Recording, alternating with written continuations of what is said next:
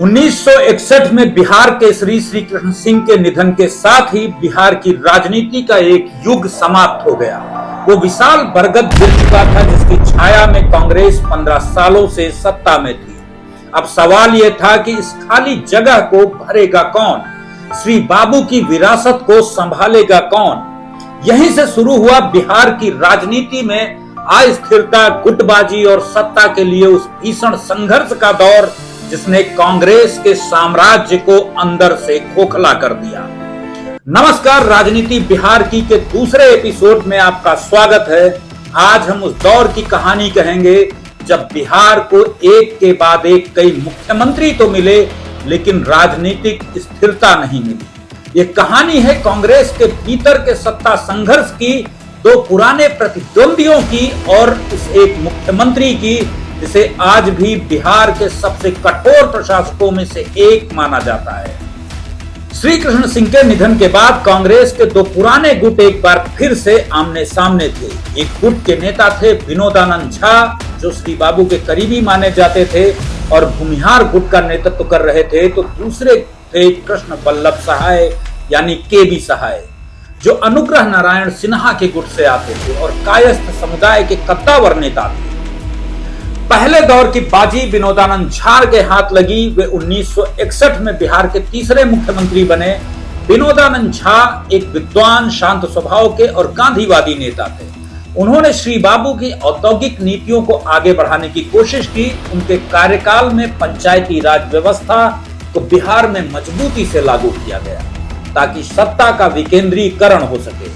उन्होंने शिक्षा पर भी काफी ध्यान दिया, लेकिन विनोदानंद झा का कार्यकाल चुनौतियों से भरा था। 1962 के भारत चीन युद्ध ने देश की आर्थिक कमर को तोड़ दिया था, जिसका असर बिहार पर भी पड़ा। पर उनकी सबसे बड़ी चुनौती बाहर नहीं बल्कि पार्टी के अंदर ही। केबी सहाय का गुट लगातार उन्हें कमजोर करने की कोशिश कर रहा था। और फिर आया 1963 का वो साल जिसने बिहार की राजनीति को फिर से पलट दिया।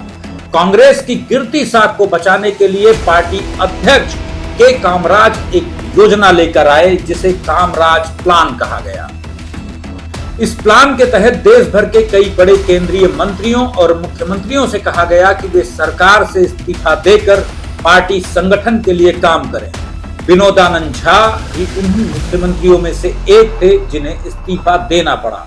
कई लोग मानते हैं कि यह उनके विरोधियों के लिए एक बेहद सुनहरा मौका था। विनोदानंद झा के इस्तीफे के साथ ही सत्ता की दौड़ में सबसे आगे निकल आए उनके सबसे बड़े प्रतिद्वंदी कृष्ण बल्लभ सहाय।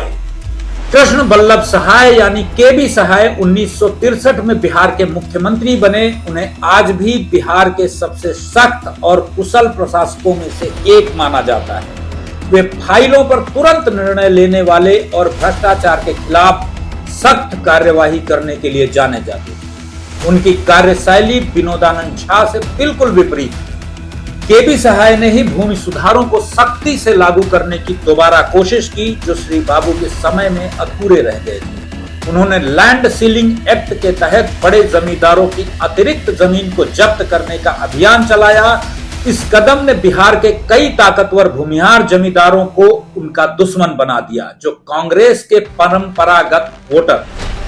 लेकिन इतनी शक्ति के बावजूद उनके ऊपर भ्रष्टाचार के गंभीर आरोप भी लगे। कहा जाता है कि उन्होंने अपने पद का दुरुपयोग करके अपने और अपने परिवार के लिए काफी संपत्ति बनाई।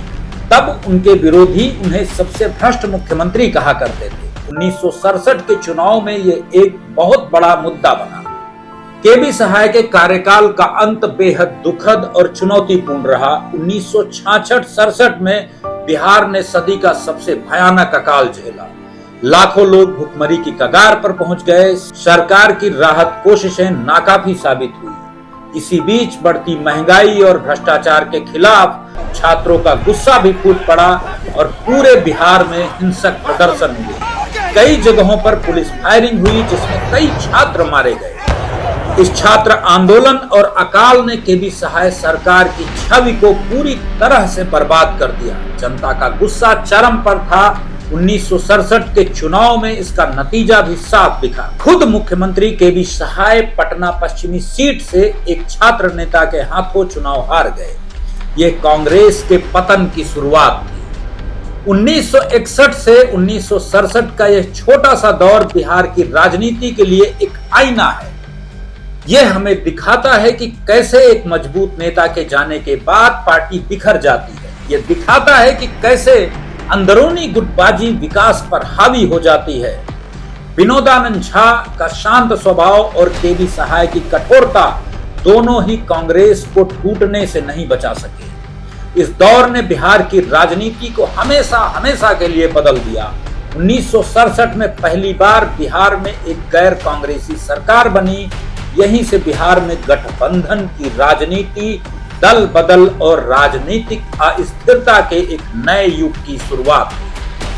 अगले एपिसोड में हम बात करेंगे बिहार की पहली गैर कांग्रेसी सरकार की और जानेंगे उस जननायक के बारे में जिसने पिछड़ों की राजनीति को एक नई दिशा दी। मिलिए महामाया प्रसाद सिन्हा और कर्पूरी ठाकुर से और देखिए कि कैसे बिहार में संवित सरकार का पहला प्रयोग हुआ।